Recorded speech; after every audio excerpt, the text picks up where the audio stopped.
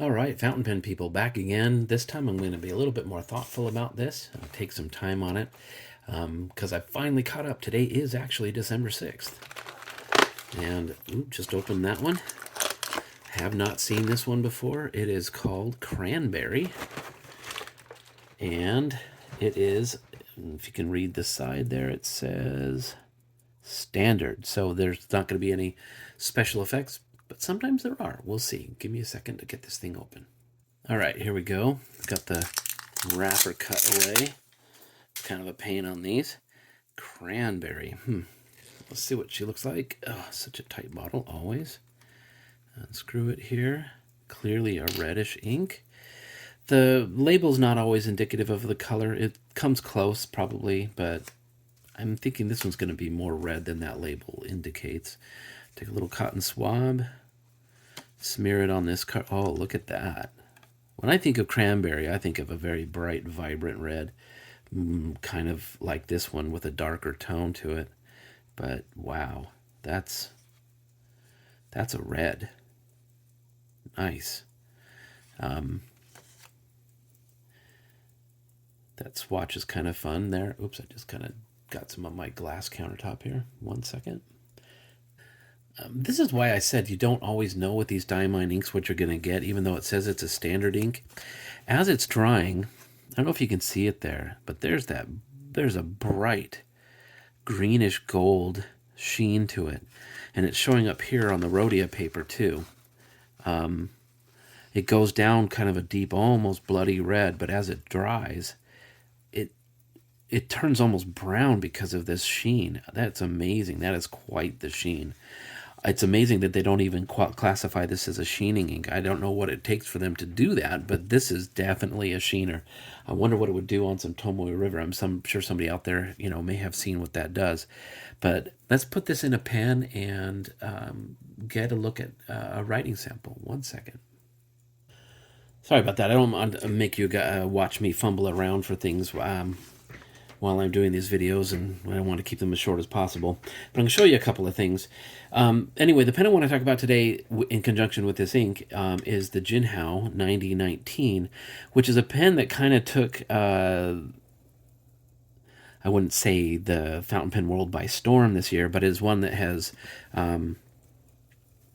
created a bit of interest. I ended up getting 3 of these. The first one I got was a pale blue one, and then when I saw this olive green one come out with that heartbeat nib, I had to get this one. And these things are so inexpensive that it's almost impossible to say no. They're just fantastic. Now this one, you can see it looks different, and those of you out there who have 9019s and know what they look like are like, what is this?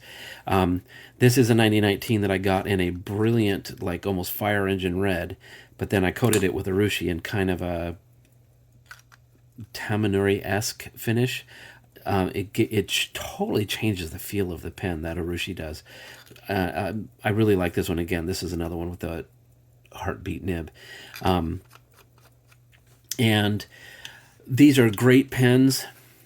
Jinhao did a really good job with these.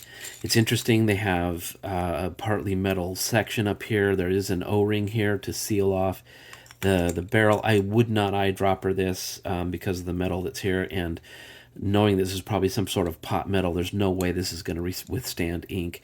And you don't really need to eyedropper these because this monster converter in there. Now this one I put a little bit of this is a piece of a cut off latex sack. I put that in there because for some reason, and I like the fact that these are threaded into the section, these monster converters, it stops the rattling. I don't know if, yeah, you can kind of hear it in this one. It's just a little bit of an irritant, and I was using this one quite a bit. One thing else I'll show without like doing complete teardown, just so that, yeah, because I want to keep the video short. These caps are made out of 2 pieces. There's an inner piece and an outer piece, and they're joined by a small bolt in the top there. You can see the head of it. It's a 7mm bolt. You can get it down through there. It's lightly gold plated. It's probably just steel and it's going to rust, or brass. Who knows? It hasn't yet, but one thing I found is that if a little bit of ink gets out of the pen and gets into the cap here, it will seep through the threads on this thing, and you'll get ink on the in between the two layers of this cap. And the only way to clean it is to get in there, pull that bolt out, separate the two halves, clean it, and put it back together. And so to stop that, I actually put a rubber O-ring underneath that bolt before I tightened it down. And for me, that does two things. One, it keeps ink from flowing through there so that you don't have that problem again. And I haven't since I did that. The other one is it makes more of a gentle pressure there holding the cap together, so hopefully it will be less likely to crack like the X159s did and do. But this is a fantastic pen. I really, really like it. And no, it is not as big as an Emperor, nor is it as big as one of the jumbo pens. Those of you who know what these are from the 50s, similar aesthetic there, kind of like a lot of Pilot pens, but this thing's really old. Anyway, let's get some ink into this one. Now, you look at this and you go, oh my gosh, there's no way it's going to fit into that tiny bottle. And I don't even know if it's going to fit in this, but let me see real fast. No, it won't. It won't fit in anything. So you can take it out like this. You can remove the converter, unscrew it here, drive it down, and the massive converter. That will fit inside the bottle. And I'll draw a little bit of ink up in there. Let's do it a little bit more. This is a fun ink, so I'm probably going to have fun using it. This is a massive converter. Wipe it off a little bit. And screw it back into the section. And then I like to give it a little bit of a twist. Get some ink through it. Make sure ink is coming down into the section, filling up those feed fins. And there we go. Okay. Put the cap on here before I spill it, like I've done a couple times already in this series. And see how well this one writes through that heartbeat nib. This is the funny thing. I've never inked this one before. So this is going to be kind of a... Because as soon as I bought this one, I just started doing the urushi on it. Again, this is Clairefontaine paper. And this is a... ooh, so smooth right off the bat. Jinhao 9019. Now they make a 9016, which has a number 6 nib in it, not the big number 8.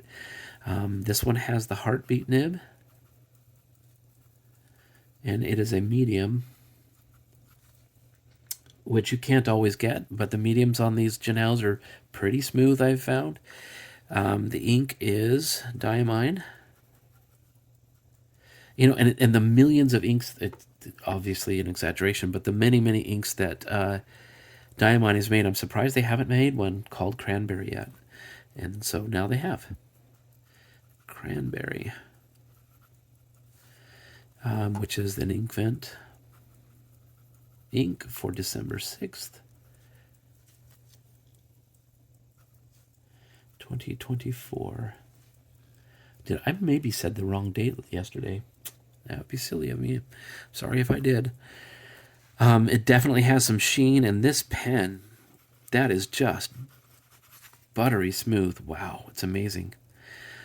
This is a winning combination in my mind. This Cranberry and this Urushi Jinhao. Good luck finding one of these. I had to do this one myself, but anyway, I hope you have a good one, and I'll see you tomorrow.